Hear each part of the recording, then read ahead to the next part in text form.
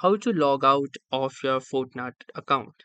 So hey guys, welcome to this tutorial. In this quick and simple tutorial, I will be guiding you through the exact steps on how you can log out of your Fortnite account. So in order to begin, the first thing that you will need to do is simply click onto your profile picture at the top right corner of the screen. Now once you will do this, you will see the following interface. And from this interface, you can click onto the settings gear icon at the top. Having done that, you will land into your Fortnite settings. And from here, click onto this last option, that is your account and privacy option. And from here, you can see a ton of different privacy settings that you can find here.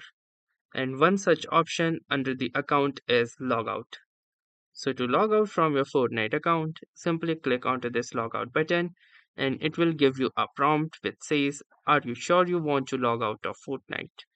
To proceed, simply click onto this confirm button and now you can see that we have been successfully logged out of Fortnite.